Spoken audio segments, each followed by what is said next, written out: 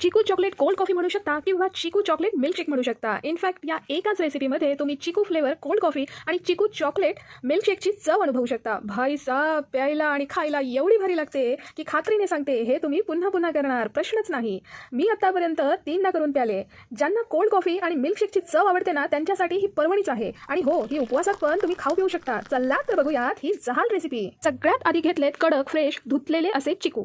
चिकू घेताना शक्यतो खूप झालेले घेऊ नका, म्हणजे खूप पिकलेले वगैरे असे घेऊ नका, बिलबिलीत असलेले, कारण मग चिकूची सालं तुम्हाला चाकूने काढावी लागतील। म्हणून चिकू बघून घेतानाच कडक असलेले निवडा। आता या चिकूची सालं सोलणीच्या सहाय्याने सगळी काढून घ्या। व्हिडिओमध्ये बघू शकता किती इझिली निघत आहेत सालं। चिकूची सालं वेगळी काढून ठेवा। तर आधी पाण्यामध्ये पिस्ता आणि काजू भिजत घाला। मग भिजलेले पिस्ता आणि काजू घ्या, ते बारीक चाकूने चॉप करून वेगळे काढून ठेवा। मग घ्या 1 ग्लासासाठी 1 ब्रू कॉफीचं 2 रुपयाचं छोटं पाकीट आणि चॉकलेट सिरपचं 10 रुपयांचं 1 पाकीट घेतलेलं आहे। आता सोललेले चिकू हे 2 प्रकारे कट करून घ्यायचे आहेत। चिकूमध्ये मध्य भागामध्ये बी असल्यामुळे चिकूचं पुढच्या आणि मागच्या भागातून आधी गोल कापून घ्यायचे आहेत। मधल्या भागाचे तुकडे आपोआप मिळतील। व्हिडिओमध्ये प्रोसेस सुरूच आहे, बघू शकता। मग गोल चकत्या डेकोरेशनसाठी वेगळ्या बाजूला काढून ठेवा आणि चिकूच्या बिया काढून मधला उरलेला चिकूचा पार्ट हा मिक्सरच्या भांड्यामध्ये घालायचा।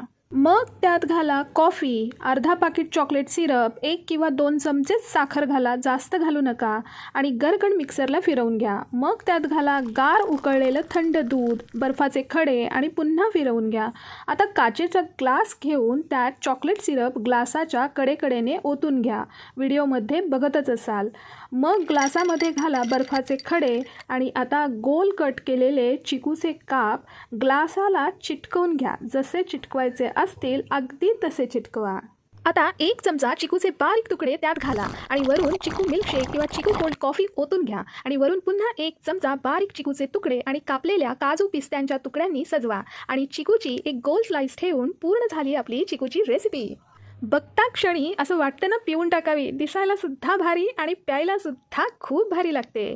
इथे मी घेतलेले प्रमाण हे 1.5 ग्लासासाठी आहे। तुम्हाला डिस्क्रिप्शन बॉक्समध्ये प्रमाण देते आहे, तेवढं चेक करा।